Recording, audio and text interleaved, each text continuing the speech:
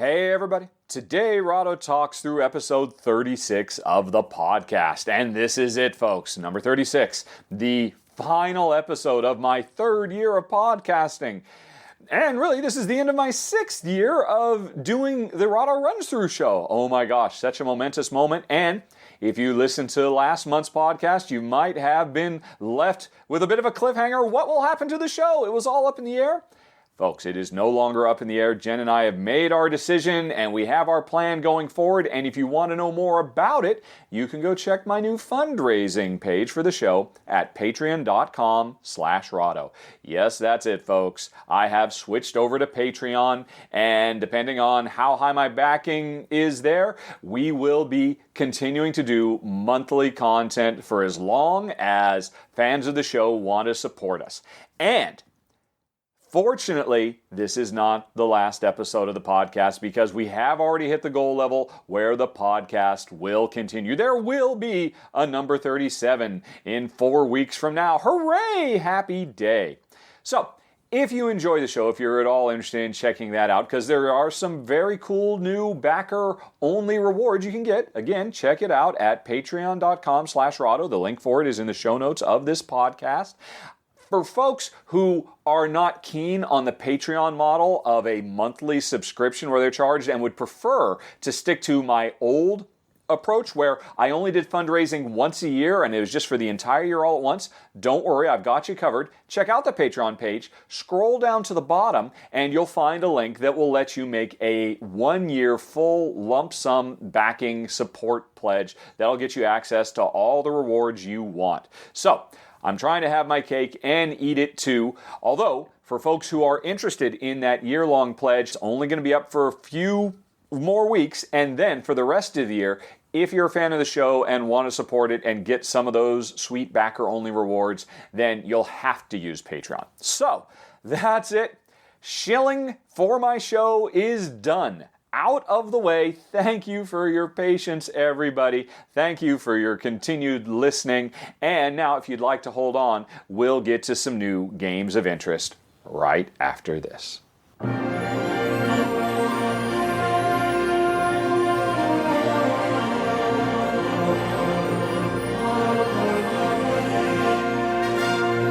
All right, everybody, time for games of interest, although not that many this month. That's to be expected. It's the slow time of the year. I'm sure things will pick up in the next couple months as convention season starts. But for now, I still found a few pretty exciting little gems, starting with Barrage.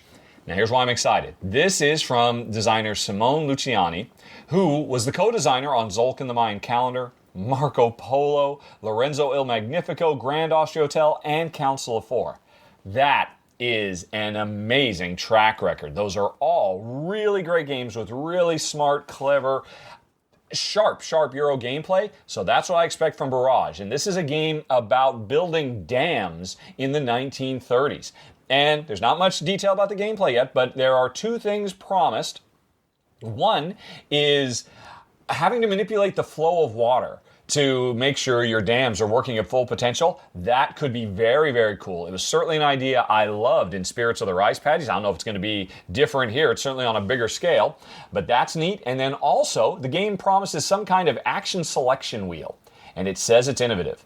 And considering this is from the guy who was one of the instrumental designers behind Zulk and the Mayan Calendar, the most innovative board game wheel of all time, I cannot wait to see what we will find when we get hit with the Barrage. So, excited about that one.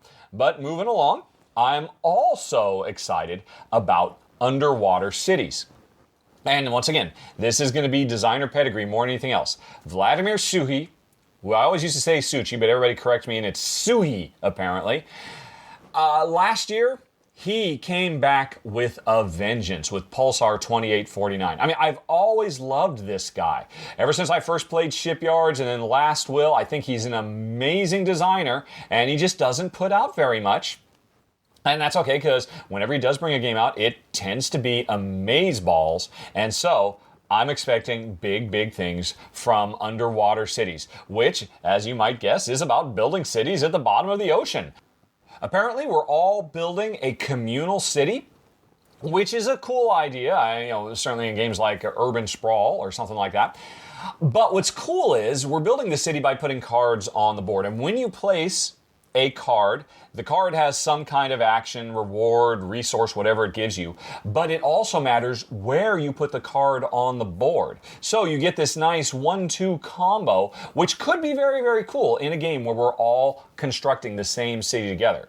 But like I said, gameplay aside, I'm just there on day one because Vladimir has not let me down. I think he is one of the criminally overlooked designers in the industry today.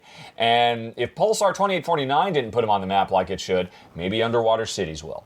Next up, got a string of expansions. Expansion month here at Rahdo Talks Through, starting with Railroad Revolution, Railroad Evolution, which is a silly, very, very silly title. I don't know why they just call it Railroad Revolution, Evolution, but all I know is publisher What's Your Game very rarely does expansions for their games. They're always putting out new stuff every year. So the fact that this expansion does enough to a game that was already made my top 10 in 2016, Railroad Revolution is a very, very sharp, fun game. As is. I certainly didn't think, oh my gosh, this game needs expansion content, but it's getting it. And so I'm really keen to see what Railroad Evolution adds to Railroad Revolution. Then we've got Santa Maria American Kingdoms. This was another top 10. This made my top 10 last year. More new stuff, characters, tiles, resources, whatever. The interesting thing is the description is being pretty coy, but it talks about an asymmetrical goal for one player, which suddenly means it's still a competitive game, but I don't know. Does this mean maybe one player can actually take on the role of the natives? Because that was actually, there was a lot of flack that the developers of Santa Maria got for even broaching the subject of colonial subjugation of the New World and making a euro out of it. I'm really, really interested to see what they're planning to do. But a new asymmetrical goal for one player, that's super intriguing. And it was already an amazeball game. So Santa Maria American Kingdoms is definitely on my watch list. As is, finally, Dragonfire Moonshade Storms. I think I've mentioned now a couple times in past talkthroughs that this is going to be the big box expansion for Dragonfire. But then it turned out, nope, this was another little blister pack, just a collection of cards and some new stuff. Nope, this again is happening, but this is the one. Moonshade Storms is a whole new box full of new quests and new characters and new level up opportunities and all of that. And I gotta say, Jen and I, we have been enjoying the story of the Dragonfire campaign so much, we cannot wait to see it continue and evolve with the new big box expansion, Moonshade Storms. Then, speaking of big boxes, we've got Dale of Merchants collection. And Dale of Merchants has had 2 releases now. It's a sweet, sweet little deck builder. It's kind of flown under the radar, but I've done run-throughs for both, so you probably know all about it. And the problem is the 2 base games that are standalone or work together that come out so far, it requires 2 boxes. You can't fit everything into one box, so hooray! The Dale of Merchants collection is coming, which comes with a big box to fit everything that's come before, plus some new expansion standalone content as well. And so what new kind of anthropomorphized animals will we be able to play with? I don't know, but it's proven to be a really fantastic game with really great legs so far. So I'm excited for more Dale of Merchants collection. I don't know, will that be on Kickstarter? I'm assuming it will be because officially it's not till 2019. That's way early, so I expect this will probably be another one on Kickstarter. Maybe I'll end up covering it, I don't know. And now I think the last of the expansions I'm talking about this month is Villages of Valeria Landmarks. Speaking of Kickstarter, this is on Kickstarter right now. And Villages of Valeria is a very, very sweet, fast-playing card game. More cards to add into the simulation, more gobsmackingly gorgeous, awesome, colorful art from the Miko.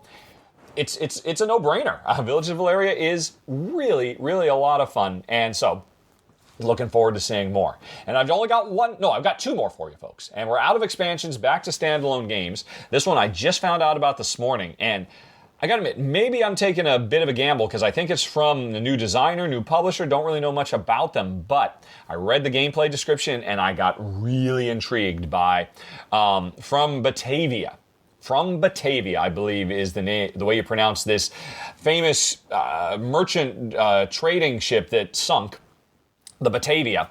I don't know much about the history. I guess this is a 17th century collecting spices from the Far East and bringing them back to Europe-style simulation. I'm always down with that. I mean, that's always kind of fun. But forget about the theme. Here's what's interesting. This is a Race for the Galaxy style card game where, if I want to play this card, I have to sacrifice other cards.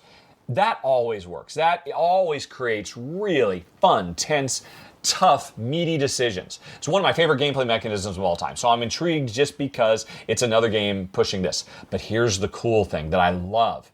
When I pay cards X and Y so that I can summon card Z and get its special power, whatever it is might be, instead of cards X and Y going to the discard pile, they go to my opponent.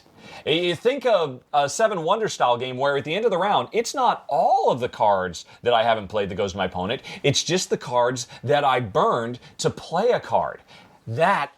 As soon as I read that, I was like, oh my God, that is such a brilliant idea. There is so much possibility for that because suddenly what was already a cool, fun, meaty decision, what cards do I sacrifice? What cards do I put on the funeral pyre so that I can put this one thing into play? Because of course I want all these cards. Now it's even worse. I'm giving them to my opponent. And will they be able to make use of these things? But okay, I'll burn these two cards to give them. But these cards are more expensive. If I burn this card, I'm all at Twitter with excitement for From Batavia. I hope it's good, because man, this is a $1 million idea. I am very excited to give that one a try. And now, the last one I'm talking about this month is a little roll and write game that'll be coming on Kickstarter in May, called On Tour.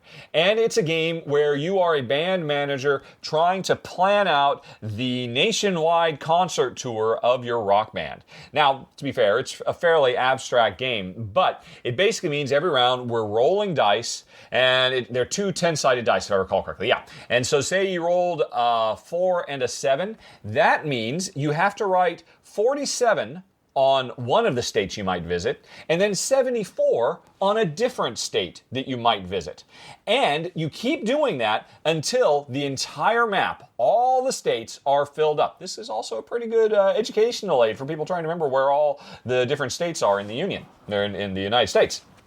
But anyway, as you go and you have fewer and fewer places to write these numbers, things get tight because you're restricted. You can't just put them in any state you want. Every round, there's going to be some cards drawn that said, you can only put it in the East Coast or in the West Coast or the North or the South or the the Midlands or what have you.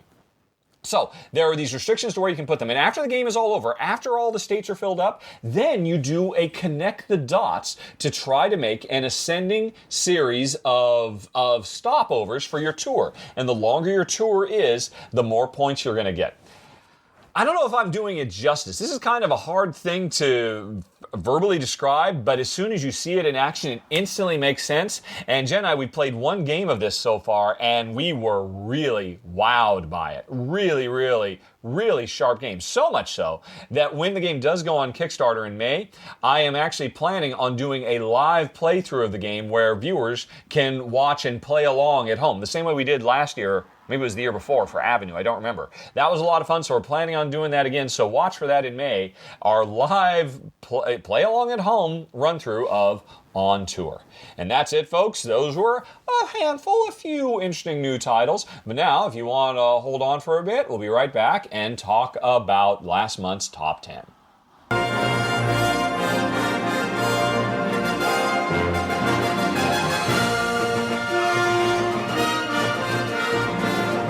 Okay, everybody, Top 10 time, and we only have one topic to go over this month, Top 10 Sci-Fi. I was supposed to do multiplayer solitaire as well, but I haven't quite gotten to that yet. So you can wait till next month, and we'll revisit that topic, because I've yet to even film it or even make the list. But science fiction! Hooray, I love sci-fi. And this was a fun list to make. Although, man, like I said in the video itself, I could have made it such a long, long list. But I had to stop somewhere, so I made my 10. And what got skipped? Well, you know what? If you want to know what got skipped, might I suggest you go check out my Patreon page, patreon.com/Rahdo. This is a new place where you can go to subscribe to my feed instead of subscribing on Board Game Geek or YouTube or Twitter or Facebook like normal, because I'm also, every time I put a new video up, I'm making a link for it on the Patreon page. And when I'm doing that there, I'm actually trying to put a little bit more info. I haven't necessarily come up with stuff always, but I'm trying to do more than just, hey, here's the links to the video. Here's a little bit of the behind the scenes of the video. And when I posted my top 10 sci-fi on the Patreon page, I listed the other 30 or so games that didn't quite make the list, plus a few other games that could have made the list because they're just that amazing, but I left off the list because the theme just wasn't strong enough. And I thought that was actually really interesting. I mean, what was it? Fuse is an amazing real-time cooperative game that Jen and I absolutely adore, and we really like its sequel, Flatline, as well. And ostensibly, they're both science fiction, but not really. You're on a spaceship, I guess, but it doesn't feel like that at all. So I couldn't in good conscience put those on the sci-fi best of list, because they just don't feel sci-fi. Same for Spirium, which supposedly is about some kind of steampunk Victorian era. No, it's not. They just put in green cubes and called it Spirium instead of black cubes and called it coal. You're not fooling anybody. Same for Stefan Feld's Aquasphere. Love that game. And to be fair, it's probably his most thematic game to date. Same thing for Sentient, which is, such a cool game. And it is about programming, but it could be set in the modern day. The sci-fi, it's just really not there. So there were a handful of games like that probably should have made the list because their gameplay is so good, but the science fiction wasn't there. And then there's a long list of strong sci-fi contenders, but I had to narrow it down to 10. So you can see that whole list on the patreon.com/Rahdo page. But let's talk about what folks had to say in response, because the video's been up for a while now. And let's see, somebody asked about Destination Neptune. That made my long list, not my short list, unfortunately. Although I haven't had a chance. I actually did back it on Kickstarter when it had that little mini expansion that supposedly tightens the gameplay up. I'm really looking forward to trying that. Haven't had a shot at it, though, because we've been kind of moving and stuff. Let's see here. Oh, Cosmic Run, somebody mentioned. Did I put that on my short list? If I didn't, I should have. Or my long list? I think I did, didn't I? Oh my gosh, I didn't. That's missing. Oh, well, then you gotta keep listening to the podcast, folks, because Cosmic Run... it's because I don't have it, because I'm waiting for the new Cosmic Run 2.0. Oh, I totally forgot about it. That should have made the list as well. Oh well. Anyway, though, neat little, dice rolling game. But let's see. Oh, man. So many people are excited about the fact that I mentioned in passing that Project Elite is coming back. I don't know what's going on.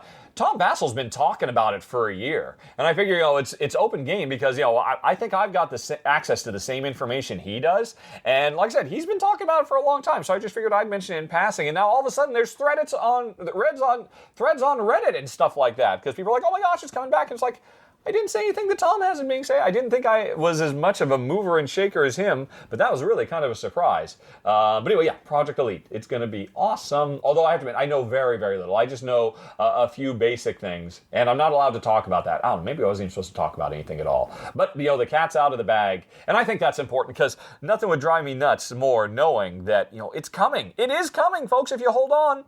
You don't have to pay $300 for a crazy because it will be coming back. I mean, yeah. Anyway, though, let's see. Somebody asked about Anachrony. That one definitely has the potential to probably make the long list, maybe the short list, but we only ever played the prototype. I've got the final version complete with the minis, but we didn't get a chance to play it before I left Malta to go on this crazy international journey that we're on right now. So, I mean, I'll have to circle back around to that later in the year. But anyway, let's see, what else did people mention? All right. Yeah, Time Stories. I put that on the long list, didn't I? Surely I did. Did I not? Yeah, I did, yeah. Time Stories, again, it's on my longer list. The science fiction is great, especially the meta story stuff that's happening with all the technology that we're using to travel back and forth in time. It's just a shame the game's not better. I play that game almost in spite of the gameplay, not because of it. But let's see here. What else have we got that people... Oh, this was interesting. Somebody actually mentioned Eclipse. which of course is a monstrously popular Euro-style 4X Space Empire building game. And Jen and I played it and we respect it, but man, we didn't like it at all.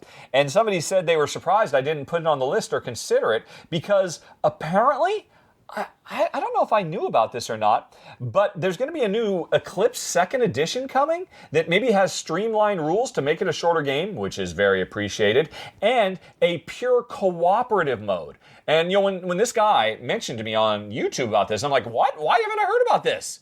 Why aren't they screaming about this from the rooftops? That's very exciting. And so, I don't know, maybe that's well known and I'm just the last person to hear about it because I've always just kind of dismissed Eclipse out of my mind. But hey, if a 2nd edition is in fact coming and it's going to feature full co-op, yes, please, for Eclipse. And that might have had a chance to make the list definitely under those circumstances. Oh, Alien Frontiers, yep, not going to make my list. Way too mean. Oh, so mean. Needlessly mean. It's such a shame. And what else have we got here? I think that's most what oh yeah, the Twilight Imperium, say people. Yeah, Twilight Imperium, not going to happen. Never going to make my list, sorry to say. Oh, a couple people asked, it was totally, completely a coincidence that my science fiction top 10 came out within 48 hours, I think, of the Dice Tower science fiction. Total coincidence. I mean, it's the voters. They voted for my sci-fi months ago. So, it's just one of those cosmic things. And it was kind of nice. Terraforming Mars, people ask about. Yeah. You know what? If that game took half the time to play, if it had proper 2-player scaling, I think it could have been a contender for me and Jen because it's a great game, but yeah, it's just too long and too many cards in play in a 2-player game. All right, so c'est la vie although, man, I understand why it's so popular. What else have we got? Yeah, Star Realms, no. Cthulhu Realms, sure, but it's not science fiction. It's fantasy. Oh, hey, that's worth mentioning. I forget, did I mention this in the run-through itself or not? I don't think I did, but a few people did ask, what about Shadowrun Crossfire? And what about Star Wars game X, Y, or Z? Neither of those would make it into my list because those are not science fiction. To me, those are examples of science fantasy. Anytime you've got a science fiction-like setting where there are mystical, magical elements, like literally magic in Shadowrun Crossfire or the Force, which even with the introduction of midi-chlorians is still officially a mystical energy that defies description and is more on the supernatural scale than the scientific scale, that turns it over into a science fantasy franchise instead of science fiction. I was making science fiction. Science fiction means it's possible it could happen. It does not require the supernatural to explain the reality of the universe you're in. As soon as you need the supernatural, it's not sci-fi, it's sci-fa. And there's nothing wrong with sci-fi. I love Star Wars, and I certainly love Shadowrun Crossfire, but this was a science fiction list. So that certainly bore mentioning. Okay, what else? I think, yeah, so many people so excited about Project Elite, and I am too, I have to admit. And that's it, folks. Not really much to say about this month's top 10. Like I said, some point in the next week or so, I'll get next month's going, top 10 multiplayer solitaire. I have to admit, I don't know what the voters were thinking. What do they want to hear from me? What am I actually supposed to say about that? I can make a list. I got to come up with something interesting to say about it, though. But anyway, that's it for Top 10, and now, the moment you've all been waiting for. Hold on, we'll be back with Q&A, and also back with Jen.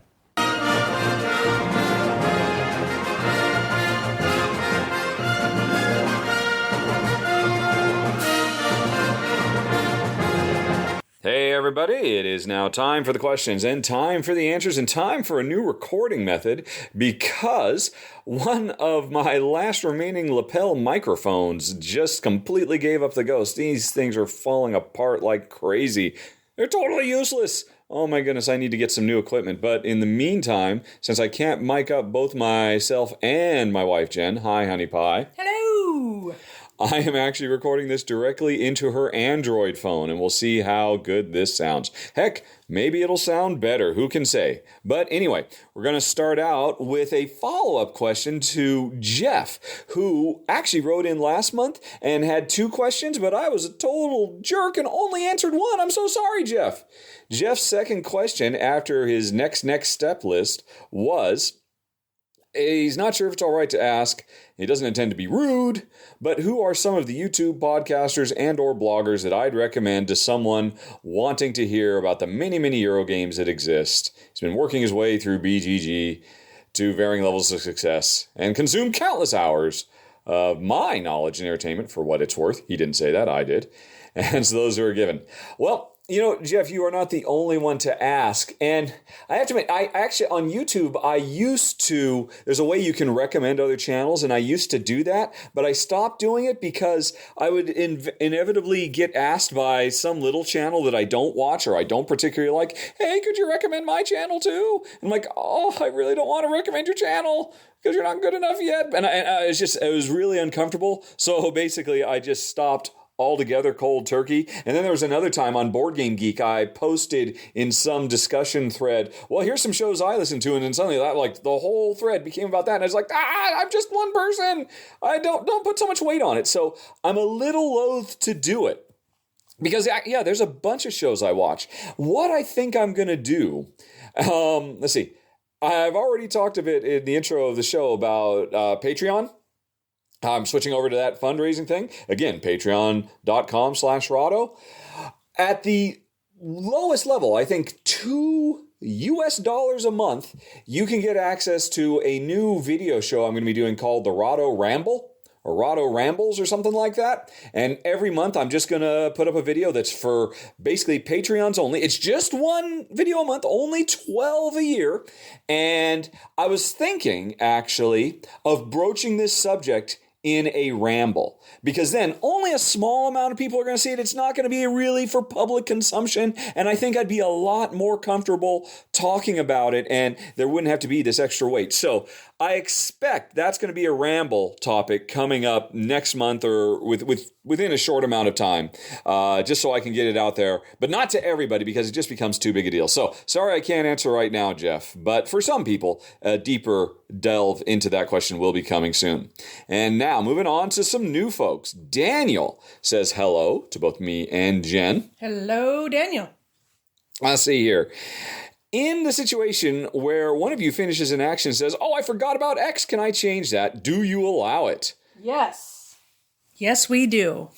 Do you have a cutoff point or a rule of thumb where moves are locked in and can no longer be changed? No, we don't. Because the whole point is to have fun and enjoy ourselves. And if we get too hung up on being persnickety, it ruins it for both of us. Agreed. I think playing with us, completely unfettered, us just being us, would drive a lot of people nuts. We have gone back and rolled back 10 minutes of gameplay. Oh my God, 3 rounds ago. Oh, why didn't I do this? Well, okay, if you had done that, that just means you'd have like $5 extra right now, and it really wouldn't change that much other. And you're right, boy, you really should have done that. Okay, let's just say you did that and you've got the $5 extra. Yep, and plus, if the person can figure out how all that would have changed throughout whatever the oncoming gameplay was, then I'm totally fine with it. Just don't expect me to. I don't babysit his going back. I expect him to figure it out and decide what's fair, and he is fair. So we just don't have to really worry about it. And the way Jen just said that, it makes it sound like I'm the only one who does it, but she does it too. I do it as well. Yeah. Yep. Yeah, we're pretty cash when it comes to that, and it's actually probably one of the bigger issues that keeps us from wanting to play games with other people more is because we've certainly found most people are not cash about that. Hey, a couple of rounds ago, I really should have bid X, and people are like, you can't even bring that up in polite society.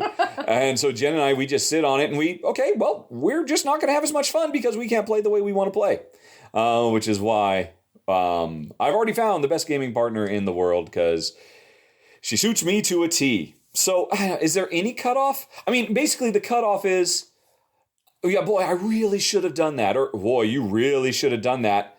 Yeah, but if we had, can we figure out where the game would be now? Yeah. No, okay, we can't? Then no, I don't think so. I think we just got to live with it.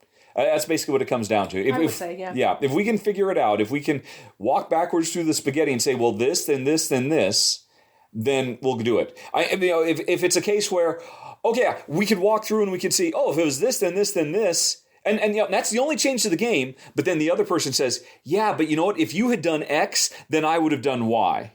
And then if it starts getting complicated like that, we'll just go with it. Yeah. But if it's pretty easy to figure out, there is no statute of limitations on cleaning up a bad move in our house. Which I'm sure is like nails on chalkboard to some people. But we just got to do us. So that's Dan's question. And moving on to Sun. Oh dear, Sun's got a lot of questions. All righty. First of all, wishes us all the best of luck with the trip and this and that and the other thing. But first question. Did the setting of a board game after playing it ever make you look up more about that time period or event in which it takes place? I think you've done some additional research, but oftentimes the games that are really oriented towards a particular something come with a lot of good information in the actual game manual. So that's pretty handy, actually.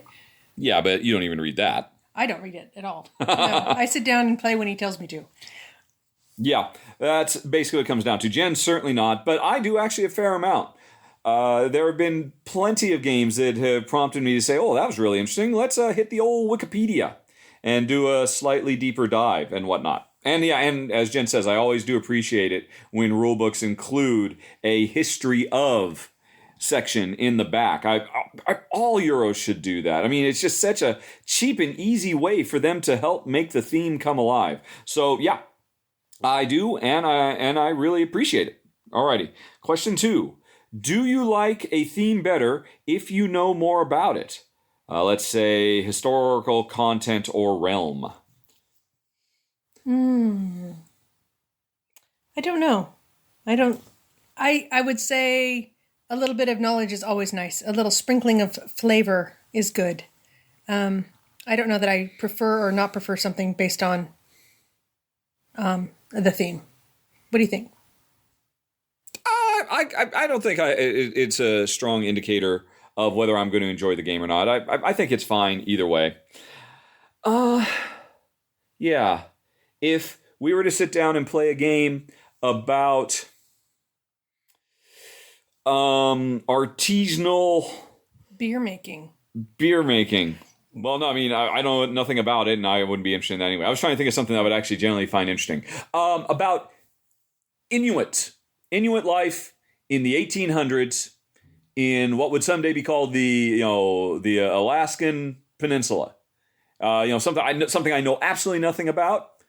Honestly, I think I'd be more interested in that than something set in the American West or Renaissance Venice or something like that. I'm probably more drawn to something I don't know about because of the previous question. So we can be introduced to new things. Honey, what is your favorite period in time for board games? I guess I'd be like the era that I like the best. Yes.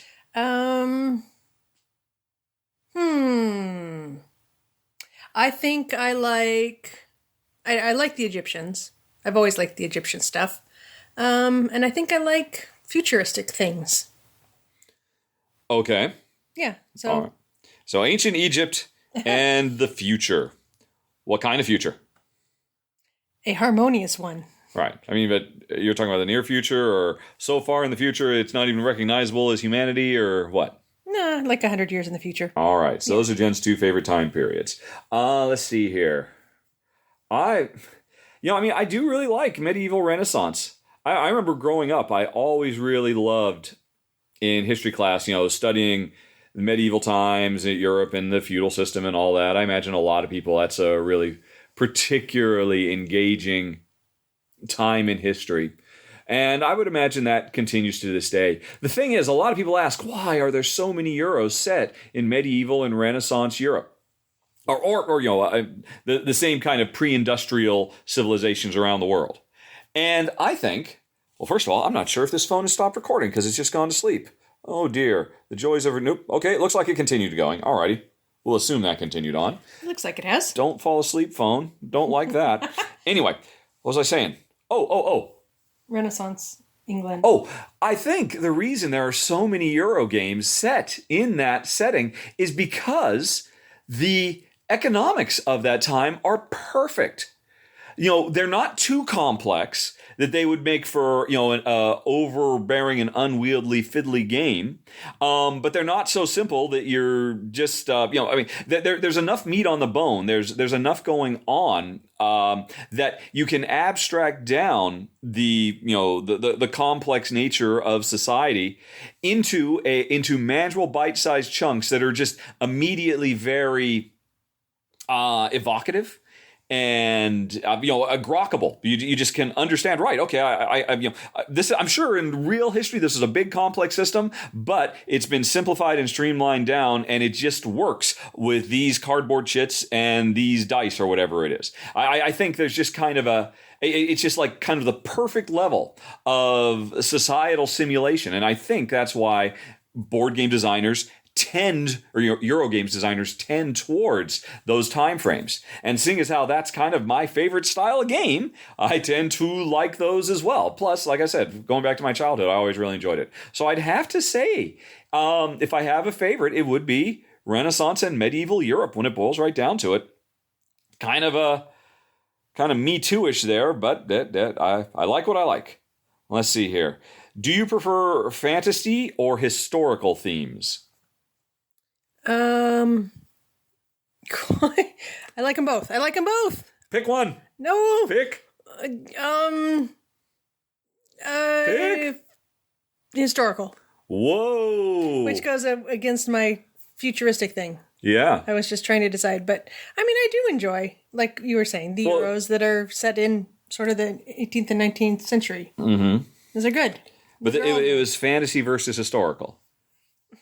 So, I mean, do you prefer Tolkien to the Tudors? I like them both. Pick one. I can't. I have a top 32. She cannot do it, folks. Cannot do it. Let's see here. I would say... Yeah, actually, boy, I was mocking her, but that's tough. That's really tough. I mean, if you'd asked me fantasy versus sci-fi, or there's a lot of ones, but that's really tough. Straight fantasy versus straight historical. My gut answer might have been fantasy, but thinking about it, I mean, okay, if I could only ever play board games of either fantasy or historical simulations for the rest of my life, it's a no-brainer. I would choose historical. Okay. And so, yeah, there you go. That's how I decided it. Honey, if you could only, for the rest of your life, only ever play fantasy-based board games or historical-based board games. I'm going to go with historical so I can play with you. Okay. Because otherwise we'll be in our separate rooms. Indeed, yes, playing solos. Alrighty. And question 5, is there a big historical event you would love to see in a board game that has not been done yet? No. I can't think of a thing. No. Nah. Yeah, ironically, in spite of the fact that we both kind of err towards historical, I would say neither Jen nor I are big students of history. Correct. So yeah, it's not like, oh my God, yeah, I really love the story behind this particular event that happened in this time, in this place. Wow, what a great game it would be. If you were to list 5 things, I could probably pick the one I'd like the most, but I can't just pick one out of the air. So I'm sorry, son, we're going to fail you on that last one. Alrighty. And let's see here. Oh, one more question. Do you have relatives? No. Do they all live in America? Do they like board games? And do you speak often? Some of those are personal question type things. But, honey, do you have relatives who like board games? Yes. Really? Yeah, Nancy does. And Dad puts up with it. All right. I think. Yeah, but I mean, I wouldn't call them. I mean, it's not like they seek it out. They'll play it because they know we want to play them. Yeah. Nancy bought a few board games after she's hung out with us for a while. Really? What? I was unaware of this. Well, I think they've got Dixit. You're serious? I think so. Oh. And I think they bought a couple other ones. And I know that they bought some to share with my niece and nephew, their grandchildren. Oh, wow. So, yeah. No, I did not know that.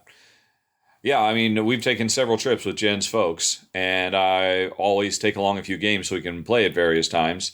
I know Hanabi was a big hit with them, and Dixit was a big hit with them, and Dice Town, and so, no, I had no idea it had an ongoing effect. So, interesting. My family, no. I don't really have much family. It's my mom and my brother, Let's see. All my aunts and uncles are dead. And I only have one parent left. Yeah, gosh.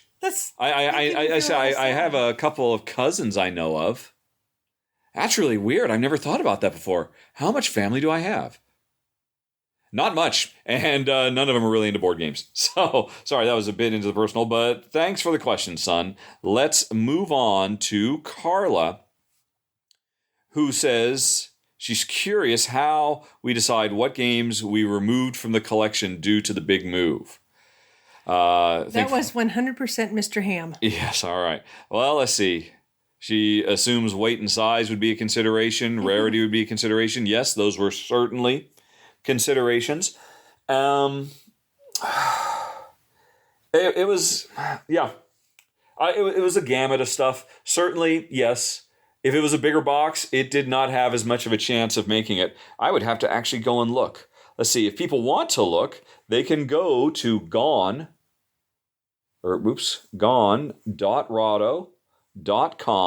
and there you will find a list of every game we've had that I've gotten rid of with a note saying why we got rid of it.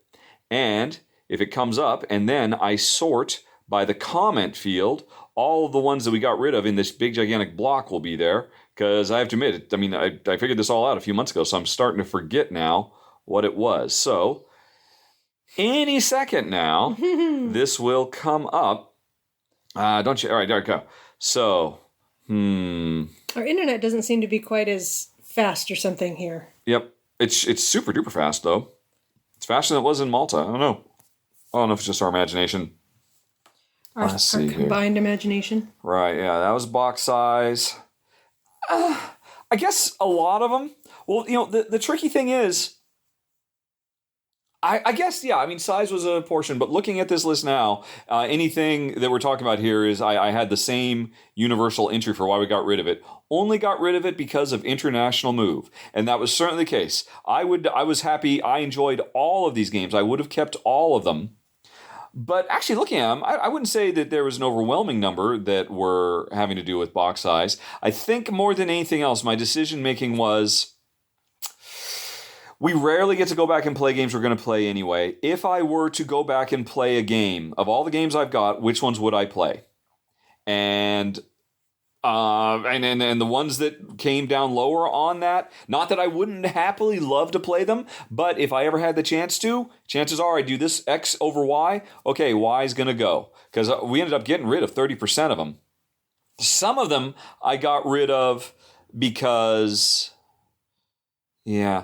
Sometimes it's because, okay, well, we've got another game that does kind of the same thing. Like a Bomb Squad. I got rid of Bomb Squad because we have Sherlock Holmes, or what's it called? Baker Street, 211 Baker Street, which does the Hanabi type stuff. And then we've got Escape or Fuse for the real-time stuff. And while Bomb Squad is an awesome game that combines Hanabi gameplay with real-time cooperative stuff, if we want to play a real-time game, we'll probably play Fuse or Escape, because that's a quick 10-minute game. And whereas Bomb Squad, if we want to play it, it's a longer experience. It takes more setup time. I'd have to go back and read the rules because we don't remember it as well. And if we wanted to play the Hanabi elements of it, we'd play 221 Baker Street. Or is it 211? No, it's 221 Baker Street. So we'd play one of those. And so with that in mind, as much as I loved Bomb Squad... Oh, and then another thing about Bomb Squad is it has a campaign, and we love campaigns. We love, let's play it and work our way through the story. But for a game that we're going to have a harder time getting to the table in the first place, because we never get to go back and revisit old games anyway, and if we do, we're probably going to play one that we know how to play already. I just felt like Bomb Squad is not really going to get its due, because we're not going to get a chance to work all the way through the campaign as we see the storyline through and all that. So, just as a random example, that's why I got rid of Bomb Squad. I guess it was really comparing a lot of these to what I did decide to keep and which ones scratch the same itch. Like, I got rid of a few more like that, or a few more real-time games. Oh, like Paramedic Clear.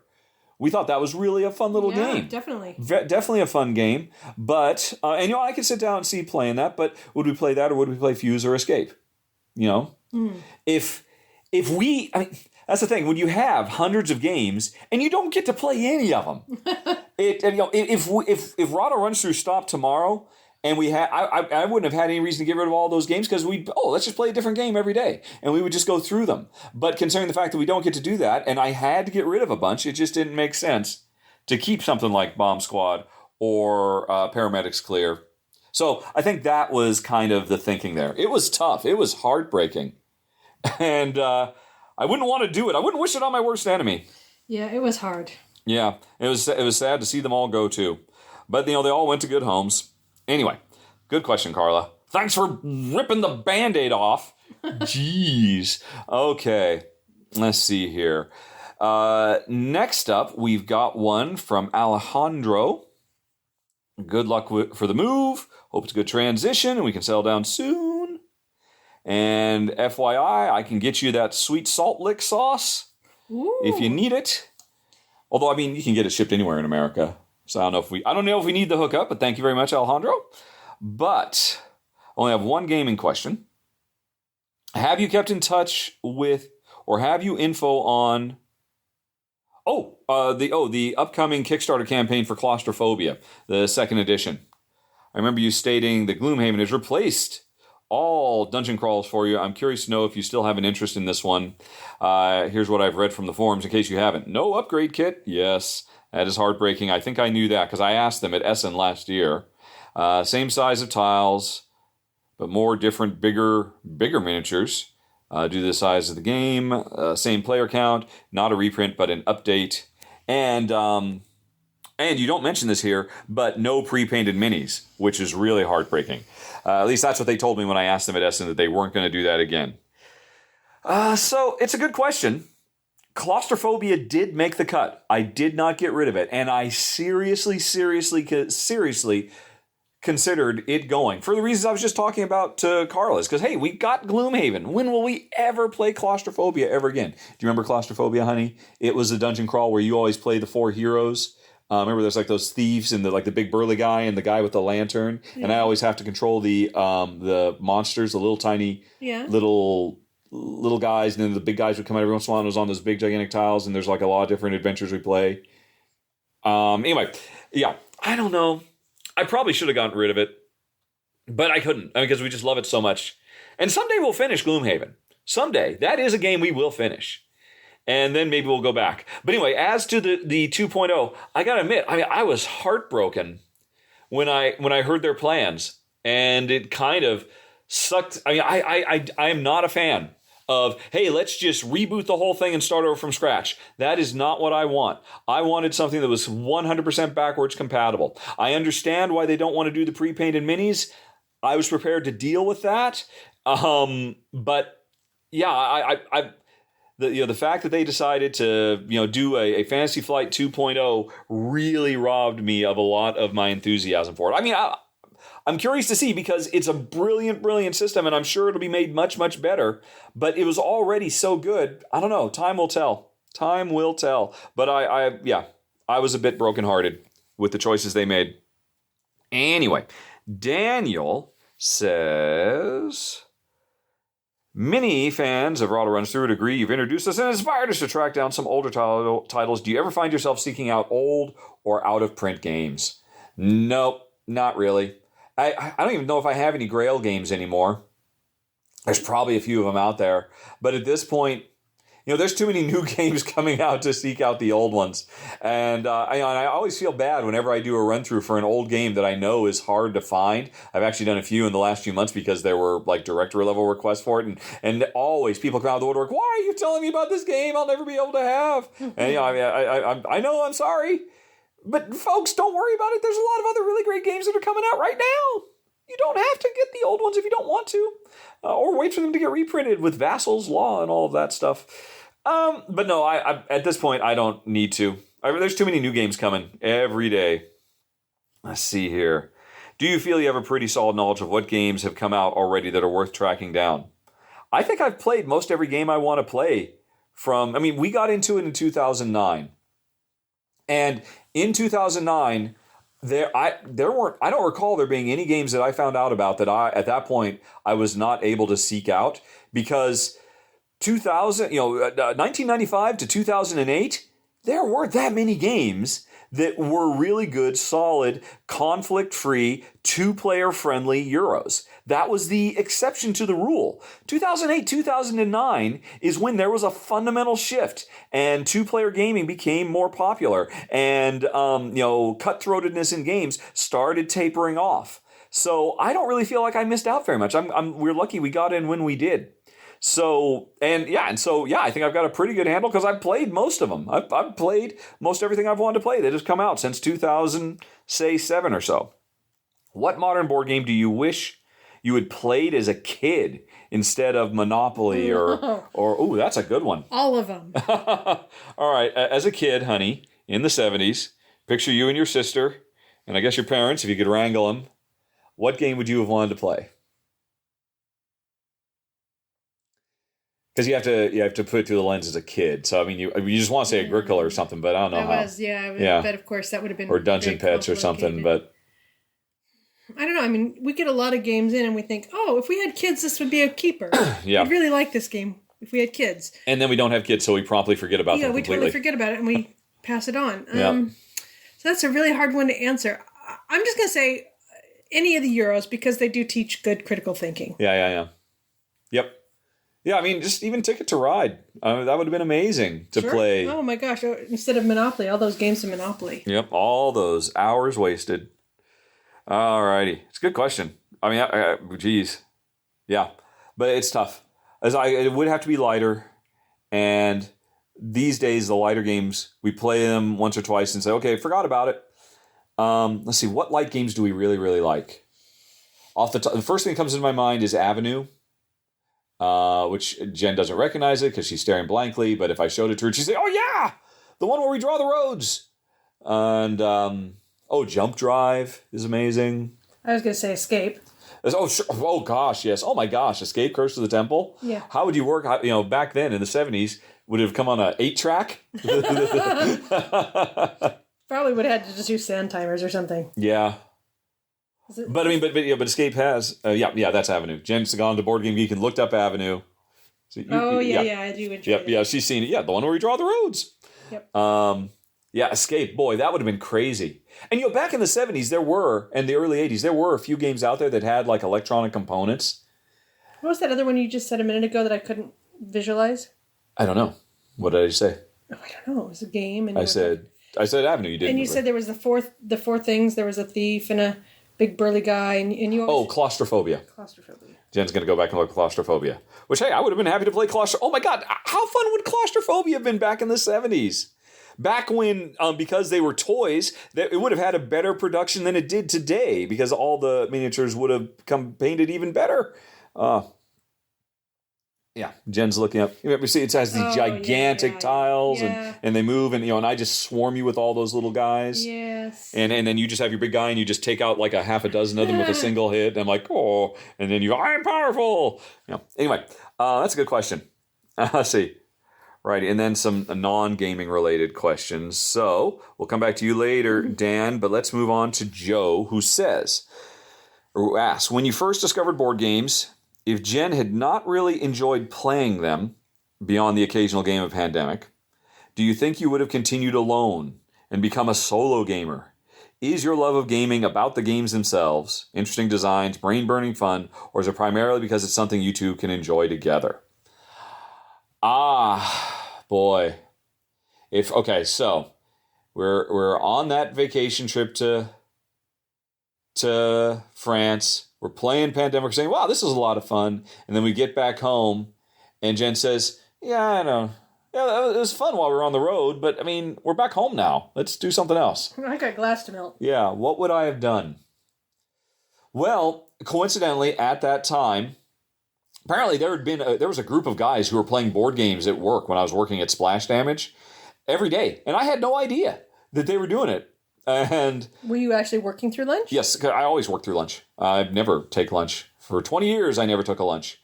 And so I had no idea that there was a small group of 5 or 6 guys who almost every day, 5 days a week, would play something over lunchtime. And so I think it's likely that I would have come back and I would have started playing games with them. So that's like the only time, like I said, my whole career where I wasn't working through lunch every day. Actually, that's not entirely true, but that's broadly true. And, but then I would eventually left. And it's not like I was, I don't know. I think the answer to your question is no. I think really the reason I am into board games is because it's something that I can share as a pastime with Jen. And if she wasn't interested, I wouldn't become a solo gamer at all. They're fun to do, and obviously I do a lot of solo gaming in the form of filming Rahdo runs-throughs. That is implicitly a solo activity when it boils right down to it. But no, I don't think so. I do enjoy them. I absolutely love them. I adore everything about them. But without Jen in the equation, I don't think it would stick. What about you, Honey Pie? Would you have sought out a gaming group if we'd come back from France? And I'm like, I'm just going to go back to playing Left 4 Dead and Call of Duty, Honey Pie. No. We can put a Pandemic in the attic. What would you have done? I would have melted more glass. All right, you would have walked away too? Yeah. All right. Well, that's the tough truth, Joe. Yeah, but now, if I was to die, you would find a gaming group, I'm sure, or something, or somebody to play with. Well, because it's my job, but I don't know. I don't know that I would. Well, I think I would find. It would be one of those things. I'd take a yoga class. I'd take a jitterbug class. I'd have a group that I game with. So this is your plan for when I die? Yep. Okay, go on. Because I got to keep busy. Yep. Otherwise, I'll just... wallow in grief and despair. Melt into a mass of misery. So jitterbugs. And what else? Oh, a yoga class. A yoga class. Find a and gaming a group. weekly board game group. Yeah. All right. Probably a gardening group. Probably... something else active, like a walking group. Now that Jen has said that, I feel like I have to find a gaming group when she dies as well, just to honor her memory. Oh, there you go. All right, so I guess, wow, Joe, thanks for helping me make the big breakthrough. Gracious. Okay, let's move on to Thomas, who says, if Rahdo runs through would have to stop right now, what would I be most proud of? And is there something I wish I could have done differently? Wow. Well, I know for a fact what I wish I had done differently. The very, very first run through I did on a whim, without any idea what I was doing, at the end of Helvetia, after I explained how the game plays and did a couple of rounds, I turned that iPhone around to put my big fat face on camera, and I said, here's what Jen and I think. And I wish I had never done that.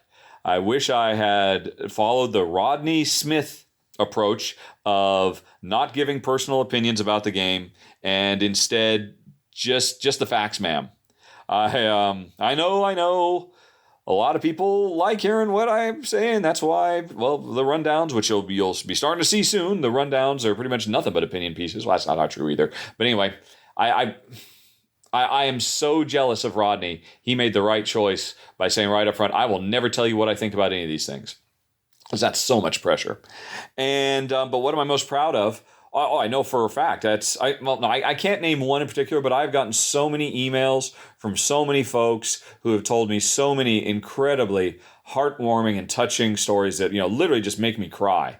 Like final months with my father before he passed, and being able to share this, and finally my finding something that I can help my shy withdrawn kid come out of her shell, and we can share something.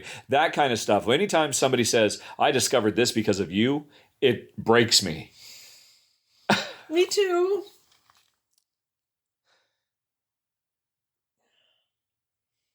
It's nice to know you've made a difference, is really what we're saying. And this is great. Yeah. Hey, you know what? I'm going to test out this pause button on this iPhone or this Android recording thing. Be right back.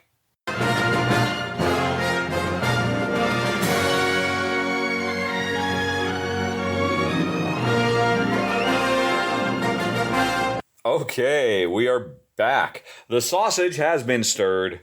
It was very important that we went and stirred the sausage. That's why we had to break there momentarily. Yep. Let's see here. So, where were we? It was Thomas breaking our hearts with his insightful and thought-provoking and emotional questions. Thanks, Tom. Let's see here. And he had more. If you would have to choose a permanent co-host for the podcast, aside from Jen, who would it be and why? Who would it be and why? Well, putting aside silly stuff, like, big celebrities. I mean, or Barack Obama. Sure, why not? That'd be awesome. Let's just go with Barack. Yeah, that'll do. A realistic one. I have to admit, I've actually thought about this several times. I think I would really enjoy Joel Eddy, Drive-Thru Review, or Lance Meister, the Undead Viking. I really enjoy talking to both of those guys about games, and I've had the opportunity to talk to both of them at great length. And I think I'd mesh really well with both of them. And although, gosh, it could be anybody. Pretty much almost any board game personality. I mean, I've done a lot of co-hosts, and I've had fun doing those when it's with board game personalities as well. Like Mina of Mina's Fresh Cardboard, that'd be phenomenal. Or Maggybot, or Tiffany Ralph, or I mean, the list is literally a mile long. I don't think I could pick just one. Although I guess since my first gut response was Joel Eddy, I guess maybe that kind of clues you in that I think that would be cool. But anyway, number 3. Here are a bunch of rapid fire questions. Just say the first thing that comes into your head. Honey pie. Well, but they're all about games, so you'll probably fail. But try, honey. Okay, try. I'll try. The first thing that comes to your head. And if you can't say the name, I'm covering it up. Jen's like, Jen wanted to look ahead. It has to be the first thing in your head. If you can't think of a game, but you can think if you can't think of the name of it, just try and describe what it is. Maybe. Okay, I'll try. We'll see. Okay. But you'll have some time to think about it because I'll think of something. So, first game comes to your mind when you think of a beautiful game. The first thing that comes to my mind is Herbaceous Sprouts, because we just played that the other day. Yeah. And it was pretty, although Herbaceous was much prettier. But, oh man. What was that white gallery game? The white gallery game. Yeah, remember everything on it's white, and it's a gallery, and you move people from the foyer. The Gallerist. Okay. All right, that's a good one. Yep, all right. A game that is good, but ugly. Oh, gosh, there's a few of those. It's like the Laura Ingalls Wilder game. It's an Old West one, and the artwork on it is just... Well, who's Laura Ingalls Wilder? Oh, you don't know who Laura Ingalls Wilder is? Do you mean Little House on the Prairie? Yeah, Little House on the Prairie. Oh, okay, you're talking about Walnut Grove. Walnut Grove's good looking. It's not ugly. Walnut Grove is not ugly at all. Now she's going to go on Board Game. You can look up Walnut Grove. Walnut Grove is not an ugly game at all. I'm thinking of something else that's You must be thinking of something else, yeah. Because that's Clemens Franz. Oh, yeah. Yeah, I mean, if you think it's ugly, you think Agricola is ugly. No, it's something else. It's something that's very kind of hand-drawn-y feeling, and very it's Little House on the Prairie. I wouldn't know. We play hundreds of games. Yeah, we do. Actually, nothing comes to my mind. Honestly, it's hard for me to think of any game as ugly when it boils right down to it, because I worked so closely with artists for 20 years. And so I always just tend to try to see the good in stuff anyway. A game that had potential, but is somewhat flawed. The flawed game I always think of was Hengist. Because that was actually a really cool little idea of a game. I don't know if you remember it. It had this really cool little Viking boat that you got on, and the Vikings came off, and you had to put the tiles down that indicated how the paths from the beach to the paths from the villages they want to raid were, and you didn't know what the paths were going to be. I thought that was a really cool core idea, but man, it was maybe the worst game we played in years. Yeah, and it was especially disappointing because it was a Feld game or something. It was a Uwe Rosenberg game. Yes, that's right. Yeah. So, gosh. Yeah, even Jen remembers it. A funny game. Oh, I was still looking at this, trying to find a Western game that... You're trying to find it? You will find it no matter what? I don't know. I have no idea. It might have been a prototype, too. It could very well have been. It might have been a prototype, yeah. Okay. But anyway, a funny game, Honey Pie. Oh, I love Dungeon Pets, of course. Dungeon Pets was the first thing I thought of, It's got poop in it! Yes, it's got poop, and we tell funny stories every time we play it. Yeah. Perfect. I also like the CVs and stuff, because we make those funny. Those are funny, yes. Yeah, definitely. Okay. Yep, they tell funny stories. I agree with both your choices. A perfect game. That would be Agricola when everything comes to fruition. when it goes right, it's perfect. And when it goes wrong, perfect. It's a perfect game. 3 hours wasted, but yeah. Perfect game. Jump Drive. Let's see. A badly themed game. Badly themed game. I guess that means... that stupid metal rock and roll thing. Perfect. Yes. Thrash and roll. Oh my God. The most poorly chosen theme for one of the better dice worker placement role games. Yeah. And a great game that is too long. There's quite a few of those. I wish Gloomhaven wasn't so long, to be honest. Yeah? Any game that's too long, I wish wasn't so long. That could be any game that's over 3 hours, quite frankly. Let's see. And Jen's having to look up Jump Drive. It's obviously it's not a very memorable name, but as soon as we started playing it, you played it for 2 seconds. I remember these little discs. Yeah. But those get used in Roll for the Galaxy and Race for the Galaxy and Jump Drive. Jump Drive is like the really fast card-only version of Roll for the Galaxy. Oh, okay. You only play. I think it plays for like 5 rounds. It's over in 10 minutes. You just build up really fast. Yeah. Okay. If you would have to pick a game that represents the most the values and principles of what you and Jen are looking for, what would it be? What game most represents the values and principles that we are looking for? Oh, that would have to be something with a egalitarian society and harmony, and I'm going to say, and then we held hands. Oh. Well, just because empathy is the key to everything. Empathy is the key to our survival as a species and our forward progress as a society. And a really different game. I was really, really tickled that David made. Oh, yeah, it was just a very cool little puzzly game. Yeah, but totally different from anything else that I've played, anyway. Mm-hmm. Yeah. Yep, I look forward to everything David Chirkop makes. Everything. Everything. And, yeah, but, just the fact that it was a game to be successful, force you to look at the situation from the perspective of your partner.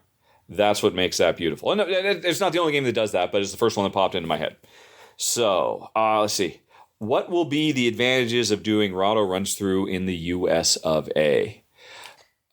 Getting games will be a lot easier. Yeah. Definitely. Although getting games from European or American publishers, European publishers will probably get a lot harder. Because when I go to Essen, I literally carry back probably 60% of all the games I'm going to cover over the course of the year, or I mail it back. And being in America, that's not going to be quite as easy to do that. So actually, I guess maybe it's a wash on being able to get games. If we go to Essen this year, are we just going to pay for extra baggage then? It'd be a lot. It would be a crazy lot. Well, it'd be less than... I don't know. That's a big if we even go, though. Let's see here. What else? Well, we're hoping to get at least a 3-bedroom. A 3-bedroom with a garage. So Jen can take over the garage and do her glasswork because she needs a lot of ventilation. It's tough for her to do it inside the house. And so that I can actually have a room devoted to filming because Jen and I will have a room, my mom will have a room, and then there'll be a room where I film in. So if we could pull that off and we don't get stuck with a 2-bed. I think you just said I have a room and your mom gets a room and then you're going to film in a room. So apparently you're sleeping on the couch. No. Yeah, he's going to sleep in the car outside. The dogs will be on the bed. I'll sleep with all my games, my true loves. No. If we get stuck with the 2-bedroom, that'll be kind of a bummer. I'm really hoping that we can find a good, affordable 3-bed that has either a nice shed shop or a garage for Jen. Yeah. So that I could have a 100% devoted filming room because it is such a PITA to have to film in the kitchen or the living room and set up and tear down every single time. I am so jealous of Rodney and Tom and folks who just like, oh no, yeah, the cameras, they're just always set up. All the time. I just got to put the game on the table and go. Literally, sometimes it is harder for me to get the game set up and filmed, and because we got to clear the room out and clear the table off. And man, well, at least when we had the 2-decker table, I could just keep the game set up and then, and then we because we had the 2-in-1 tables. But yeah, I hope that we'll be able to find a place that gives me a dedicated room to film because that would be awesome beyond belief. Is it still the plan to review lighter games to play with Jen and your mom? Yeah. Obviously, I was a bit presumptuous when I said, yeah, we're going to do a lot more gateway games because I'm going to play with my mom a lot. I don't know if that's true. I think that's a possibility. Depends on her, though. Maybe she just wants to sleep all day and watch her soaps. I have no idea. Actually, we do know one thing. Apparently, as we were talking with her last night, about, where should we move, Mom? Do you have anything? And, it was very hard to get her to say anything other than just whatever you guys need, understandably. But she did say one thing when I mentioned that we were thinking about Arizona. She's like, well, I've always wanted to grow okra. And, she's lived most of her adult life in either, in the Pacific Northwest. And so, and she can only grow the cold weather crops, she said. And she really loves the idea of growing tomatoes and okra specifically, because she loves okra. I remember we grew up in Northern California, and she would just eat okra raw, right off of the vine or out of the ground or wherever the heck it came from. I always found it was disgusting. But my mom loves okra. So, I'm sorry, what was even the question? Oh, that's getting way out. Oh, yeah. So, yeah, it depends on her. It's certainly a possibility. But we'll see. That might be another change. It could be. What changes, if any, would you make to your must-have top 10 list if I were to go back and revisit my top 10 must-have games? Gloomhaven would be on it, definitely. I'd have to go back and look. Let's take a looky-loo right now by doing a Google search for Rahdo with one hand. Top 10 must have. I generally don't even remember. I did that must have been 3 or 4 years ago, right? In 2015, I did this list. And if I expand the show notes to see the list, I will get to that shortly. Here it is. And the answers are, Claustrophobia was on the list. Obviously, Gloomhaven kicked Claustrophobia off the list. Jaipur, I think that would stay. CV, I don't know. I really love CV, but it is a little long. And for what it does, something like Avenue or another roll and write might be a better choice. But, oh, man, it's so great, though. Paperback? No, that would probably stay. Forbidden Desert? I was a bit sad. I really do like it. Glory to Rome? That would probably stay. Trajan would stay. Shadowrun Crossfire would stay. Burgundy would stay. Troyes would stay. So I think Paperback would stay. I think CV would stay. I think the only change might be Claustrophobia out, Gloomhaven in. Might be the case. Oh, you're making the tough questions there, buddy. Thomas, you're killing me. All right, and then Thomas has some non-game related questions, which we'll come back to shortly. But in the meantime, Curtis says, this deserves so much more attention than it's getting. Thanks to certain people for spreading the word to my eyes and ears. Do your part and help board games reach even more horizons. Curtis doesn't have a question, but he sent this to me, and I thought, wow, you're right. I have a platform. I should talk about this. Now, I just looked. Actually, I looked before we started filming. For 3 more days on crowdfunder.co.uk, there is a crowdfunding project. It's actually crowdfunder.co.uk/Uganda-village-board-game-convention. But those are linked for it in the show notes here. Folks, if you love board games, and I think you might if you're listening to this podcast somehow, and you really want to do some good that is very, very board game centric, go check that link out. There's only 3 days left, maybe 2 by the time I post this, but it is a group of kids and adults in Uganda raising funds to put on a village board game convention. It's their second one they've done, and when I first saw this on Twitter, and Curtis reached out to me and told me about it, and he said, hey, could you spread the word about this? I'm like, yes, I totally should. This looks absolutely amazing. I cannot stress strongly enough. Please go check it out. Please consider giving. I know I started this entire podcast talking about, hey, go check out patreon.com/Rahdo, but on some level, before you do that, go check out these kids, looking to bring games into their lives and making their lives better. It's absolutely phenomenal. It's inspirational. I strongly suggest, again, crowdfunder.co.uk/Uganda-village-board-game-convention, or again, check the show notes on this show. There's just a couple days left to help them reach their goals. They've hit their goal, but let's get them some more money so they can get more games and have a better time. Oh my gosh. It's just so heartwarming looking at the pictures here. Definitely check it out, folks. All right, and thank you, Curtis, for making me aware. As soon as he said that, I was like, yes, I totally have to talk about this in the next podcast. But it came a bit later than I thought. So go check it out, folks. Anywho, right, so where was I? Shannon, 3 questions. Given the power, what game would you demand an expansion for? Actually, I'm almost positive I've done a top 10 on this, Shannon. Just do a Google search for Rahdo, top 10 need expansion. I guarantee you'll find it. It's maybe a little out of date now, but I'd probably still stand by it. Let's see if I could think about it. I know Star Trek Expeditions it was definitely on that list. I remember talking about it. But you can find out 9 more in addition to that. Question number 2: how do you feel about the more minis, less gameplay trend for big Kickstarters? I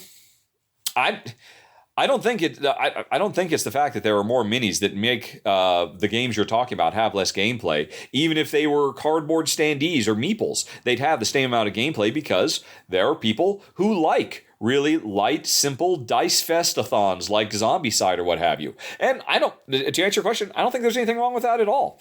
Hey, if people are having fun playing it, who am I to judge? If you like the Ghostbusters miniature board game, great. Have fun playing it. More power to you. Who cares whether there's a lot of plastic in it or not? Does more minis implicitly mean less gameplay? I don't know that there's a direct correlation. Or if there is a correlation, certainly no causation between the two, because, or if anything, yeah, we're putting a lot of minis in here to cast a wide net, to draw more people in, which means we want to make a broader, more accessible game that more people can play. That just makes perfect sense to me. So knock yourself out. Don't get me wrong. I love deep, heavy thinking games. I would still like to have a lot of plastic miniatures in them too. That'd be our sweet spot. Let's see here. What show or IP would you love to see a game or a better game made for? What TV show? Okay, I feel like this has been asked before. Can you think of a TV show you'd like to play the board game of, Honey Pie? Can't think of nothing. I can't think. Can you think of a TV show you like? Yeah, The Silly People. Jen is addicted to Brooklyn Nine-Nine at the moment. Yeah, every night we have to watch 3 episodes because we're catching up on 5 seasons worth of shows. So you would like Brooklyn Nine-Nine, the board game, is what you're saying? No, you just said to think of a TV show. All right. Well, I don't see why you couldn't make a card game or a silly little dice game out of that. Okay. All right. There you go.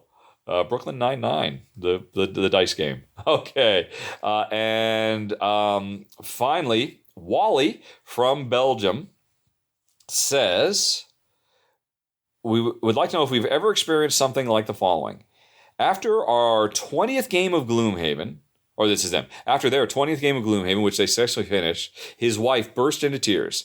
Not just a bit, but really crying.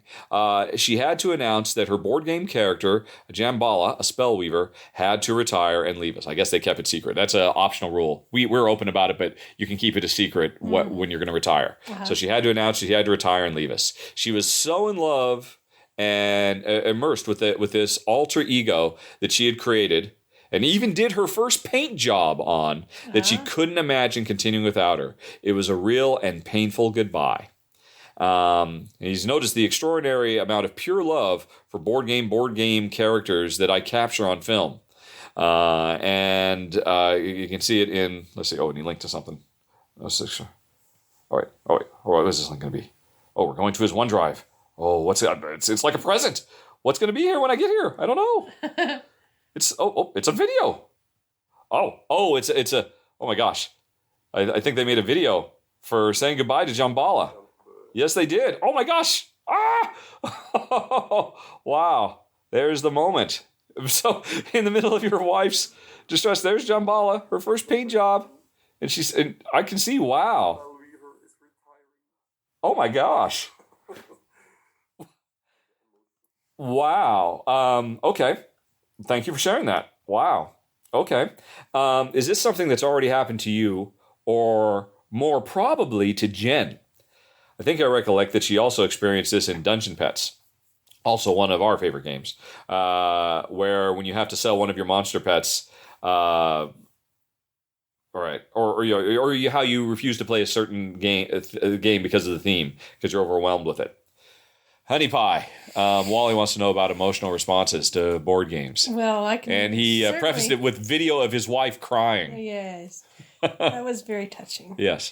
I had a very similar response. I didn't want to retire my first character either, and I didn't want my husband to retire his either. I mean, yeah. I went kicking and screaming. I was vehemently. I said that wrong. I was actively trying to retire as fast as I could because I wanted to put new stuff in the game and experience all that. And just like, no, just one more adventure with our two starters. And actually, it turned out to be a problem because the thing is, if you keep that character around too long, they get to the point where they're so incredibly overpowered that nothing can stop them. Because the monsters scale up with the heroes too, but the heroes just get so insane because the game's clearly designed to get you to retire them. So you don't stay high level very long. But then the other problem is once they reach their maximum level, suddenly it becomes very boring to play them because they can't earn anything more. Yep. And Jen's like, I'm going to make it all the way. And now that I'm here, I'm arrived. It's going to be amazing. And it's like, oh my God, this is terrible. Oh. And so that was a rude awakening for Jen. So now she's a little bit more ready to bid a fond farewell because we've been through, I think, like 3 characters apiece now, something like that. Yep. But you never forget your first. You never forget your first. So the game you're talking about is Village. That Jen, we both think is a great game, but Jen just refuses to play because she does not like the idea of making strategic decisions that lead to the death of her villagers, of this family that she's responsible for shepherding through multiple generations. And you could probably just do a Google search for Rahdo cries and see lots of videos that I've cried over while filming. It's funny though, you say Jen probably. Me probably. I'm the softie. I'm the one who turns on the waterworks at the drop of a hat. I can't tell you how many movie trailers I've seen that make me cry. I'll cry in 30 seconds from a dry eye. It's just something about me. I always have.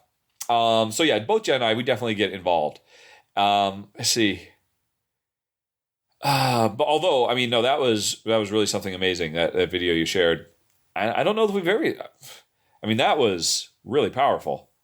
I don't think anything quite like that.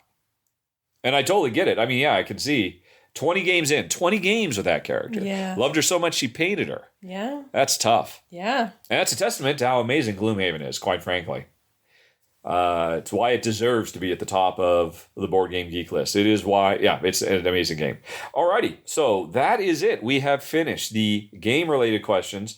And so, folks, we're almost out of here. We're going to go on to the personal questions. And to be honest, there aren't very many. So we're going to be in and out pretty quick. Hold on, everybody. We'll be right back.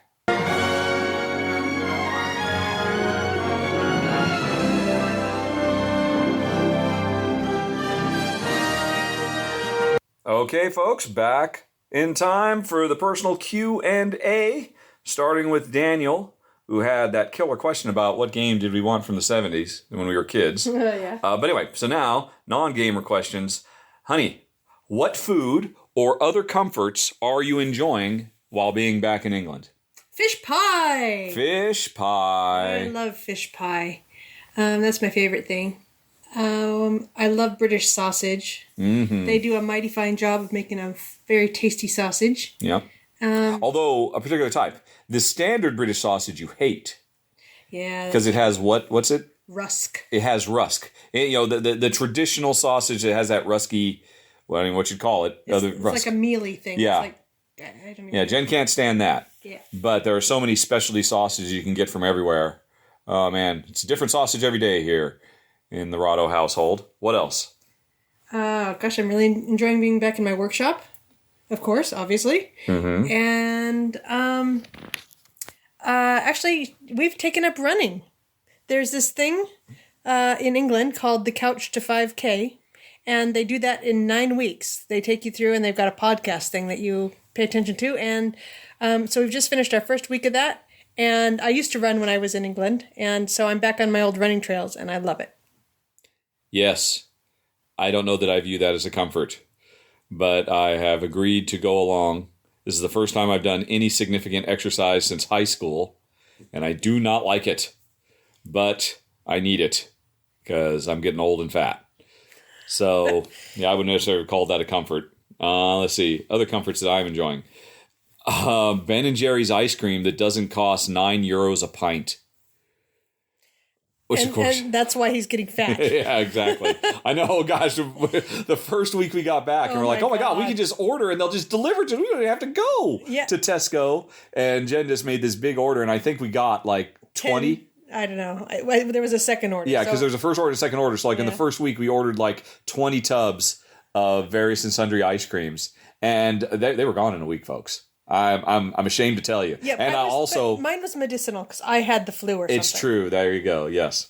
So a really great, awesome selection of ice cream. And I know that's nothing compared to what's waiting for us back in the old continental U.S. It's because of this. It's because of that deluge of ice cream. And the first thing we got here, and I realized, oh my gosh, the only way I've been able to stay slim for all these years is because we were living in Malta, and there just wasn't enough good choice of what I wanted to eat. Now that there is, I got to do something.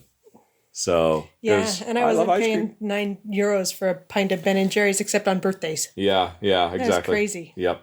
Yeah, we always talked about how cheap the cost of living was in Malta. That's true for most things, but not some creature comforts. Ben & Jerry's being chief among them. Let's see, what other comforts have I had? It's really nice being back in our house. This is such a wonderful house. But that's about it for me. You think of anything else? No. Alrighty. I guess other than it's just nice to be back where you know where stuff is. Mm-hmm. So, yeah, that's comforting.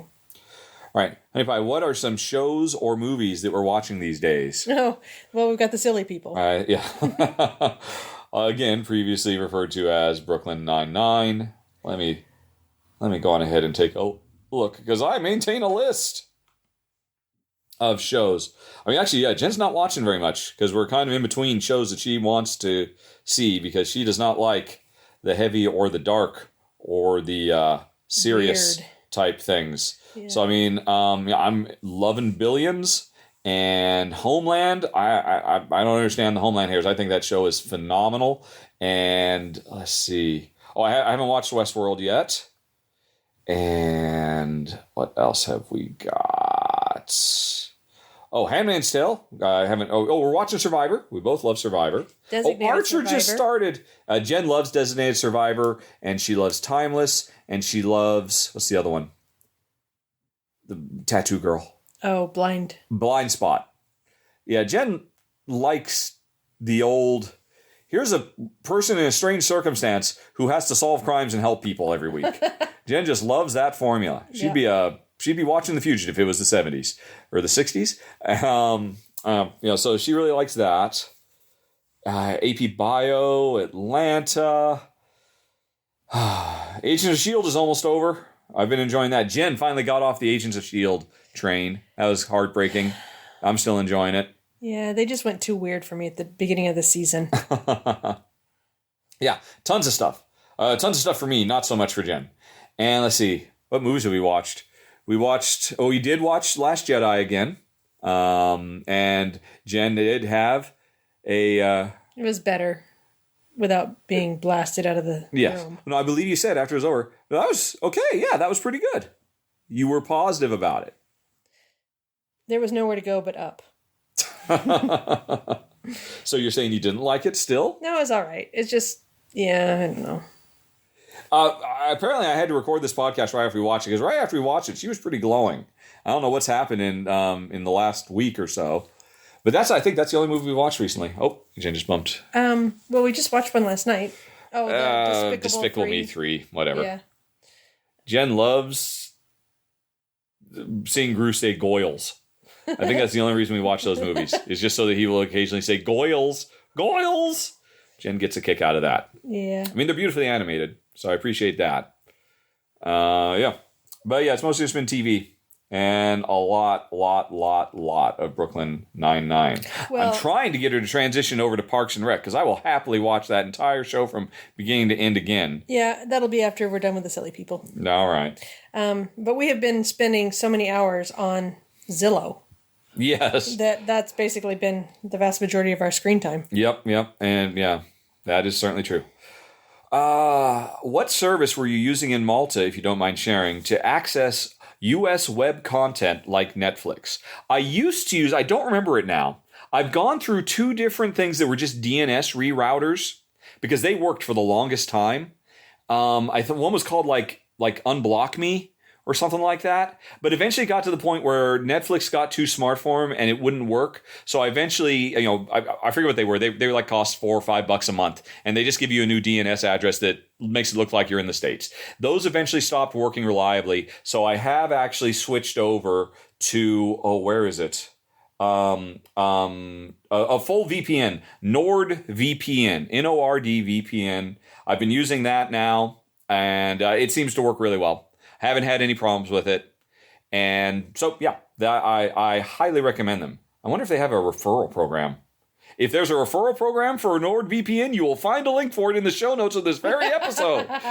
If you go check it out, give me some credit. If they have a referral program, I don't know if they do or not. Unotelly. I used to use Unotelly.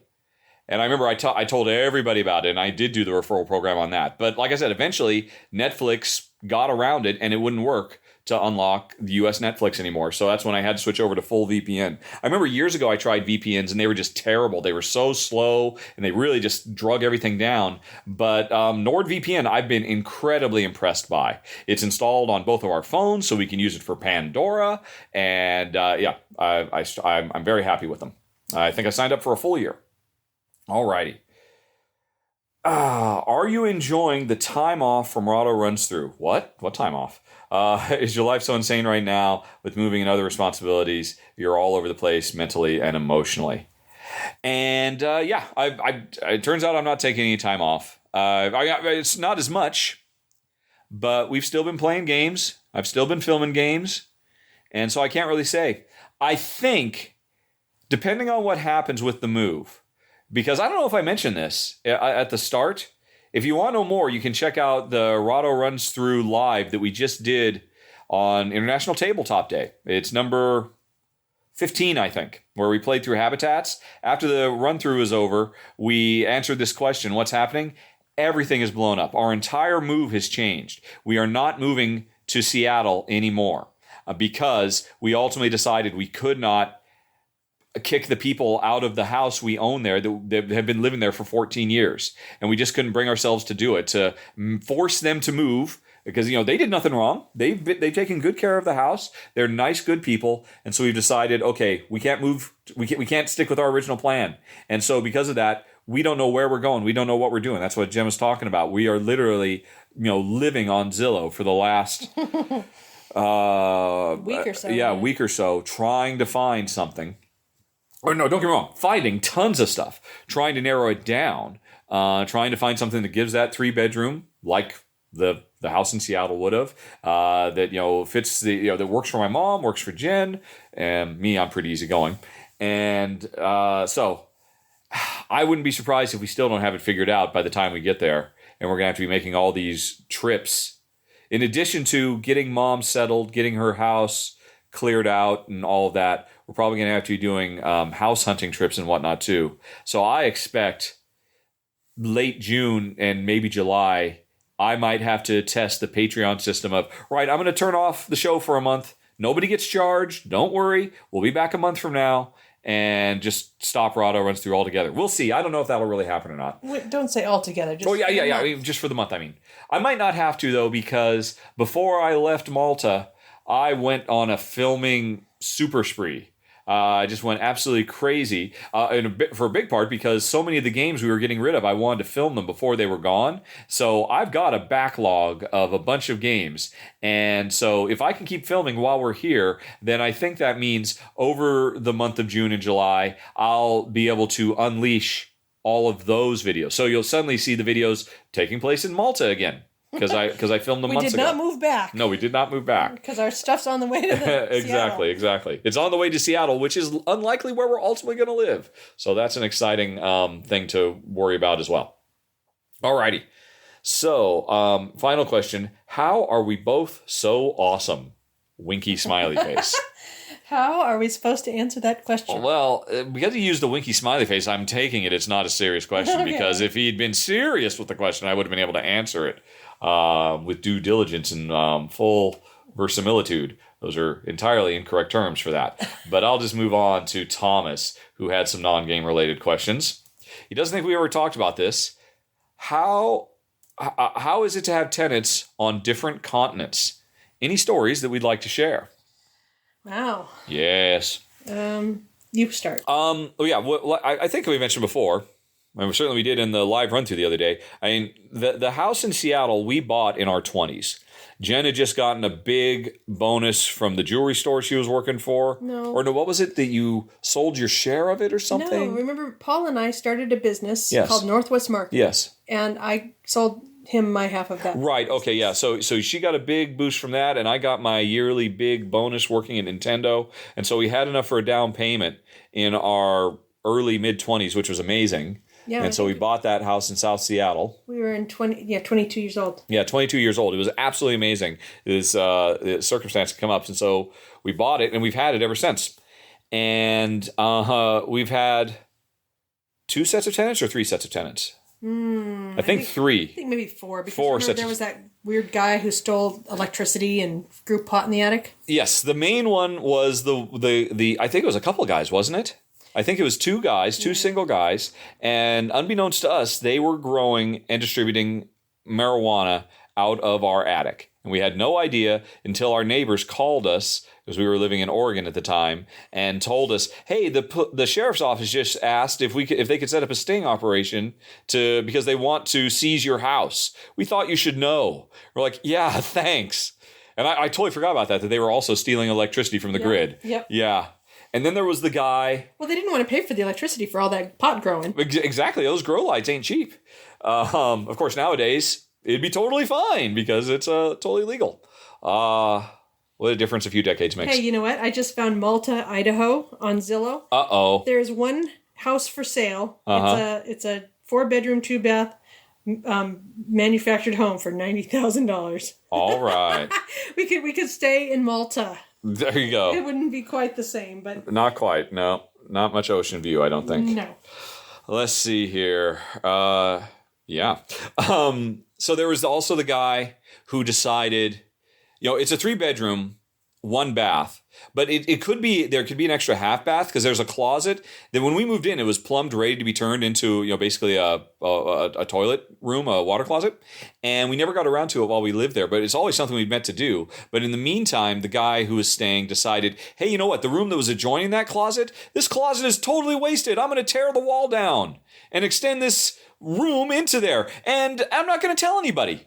And you guys will just be happy that we did it. And in fact, you'll pay me for the labor of having done it.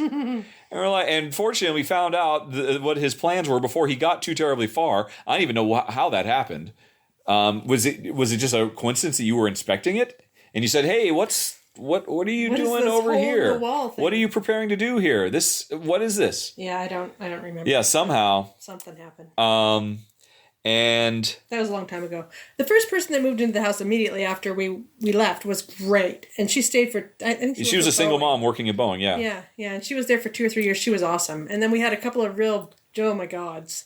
Yep. And then we have this family that's moved in and has been there for like 14 years. Yeah, and they've been fantastic. So yeah. Long story short, it's a problem. Bad things will happen, particularly if it's in a.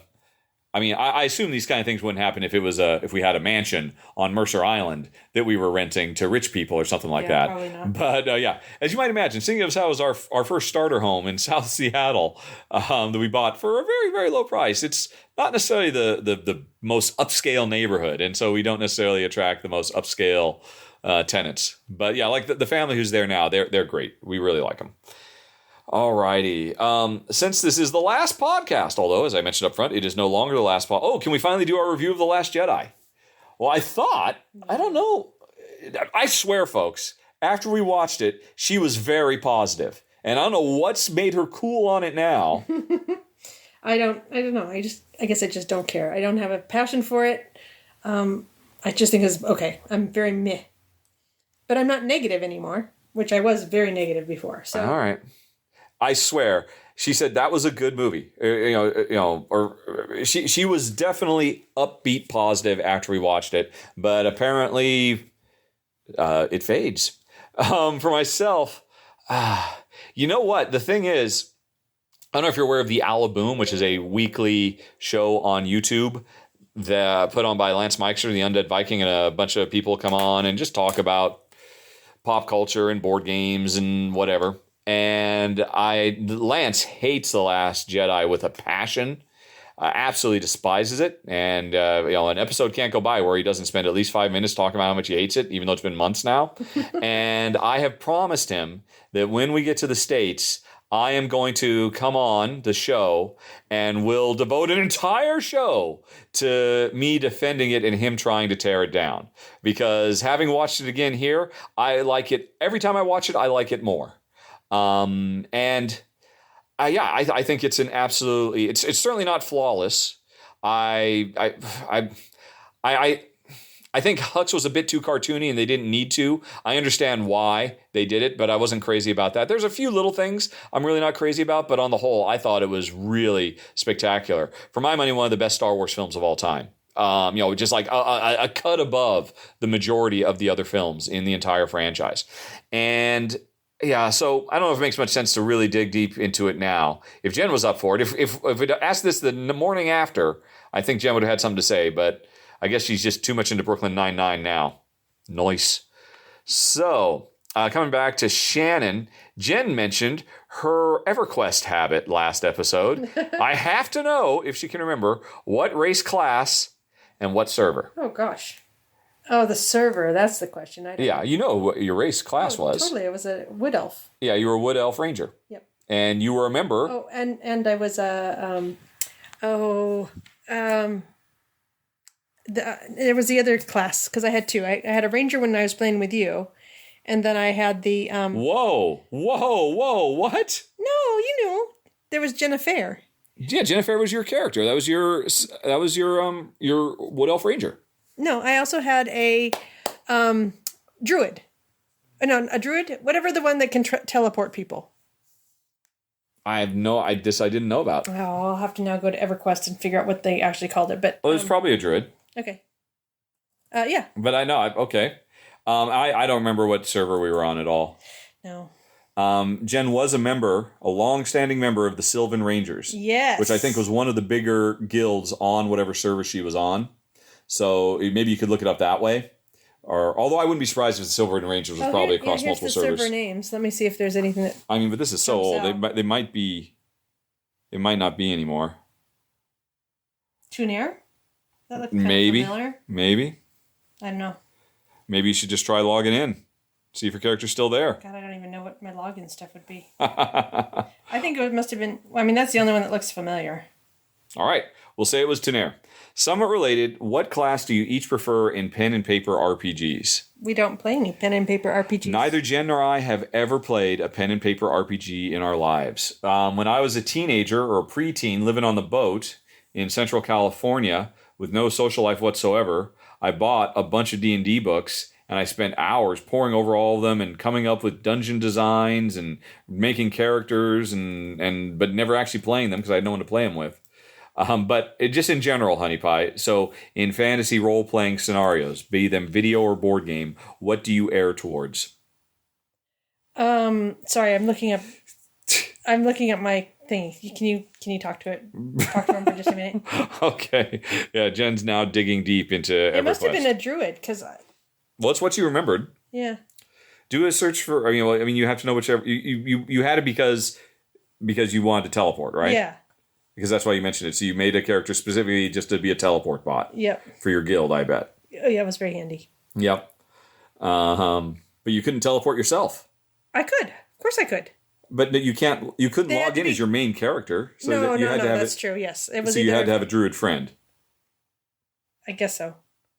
Well, after you left, I played mostly as the druid.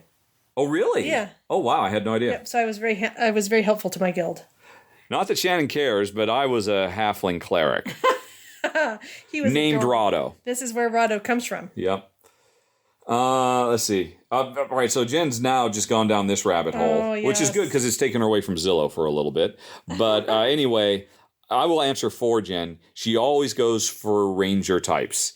Anything that has a pet is just an immediate must for her, and she generally tends to go for beautiful elves.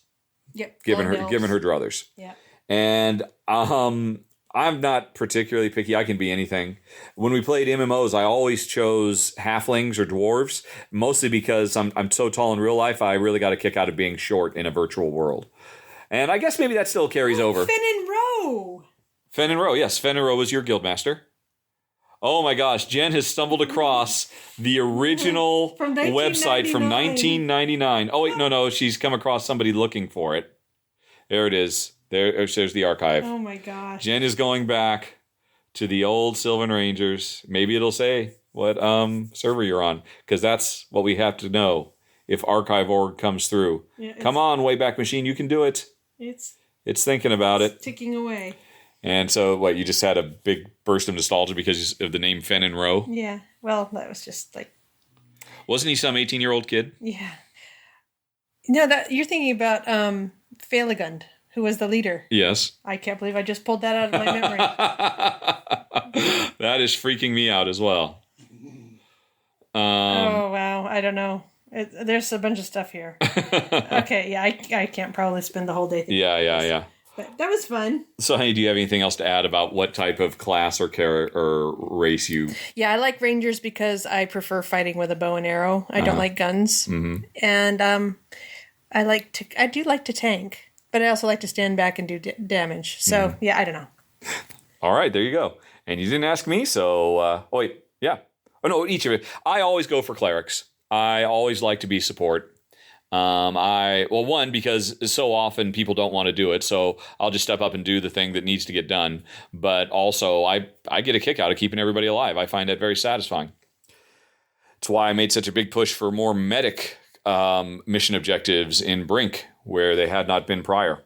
But anyway, and then finally, Honey Pie, I warned her ahead of time this time, Henrik, because Henrik sent in the monthly request. I'm ready. Closing it out, Honey Pie, could you share your words of wisdom? Okay, well, this is actually a Laura Ingalls Wilder quote, since we were talking. What a total coincidence, or is that why she was on your mind? This is it. Okay. So, she says, the real things haven't changed. It is still best to be honest and truthful, to make the most of what we have, to be happy with the simple pleasures, and have courage when things go wrong. Okie doke. And on that, folks, we will end it. And I'll find out, hopefully, this phone actually recorded all this stuff and it doesn't sound totally horrible. Fingers crossed. And as always, folks, you got questions, send them to questions@rahdo.com. Otherwise, we'll be back next month because we did hit the target. Doesn't look like we're going to hit top 10 target for the month of May, but there will be another podcast. Join us next month for episode 37. And otherwise, have a very, very nice day. Talk to you later. So long. Bye-bye. Bye-bye.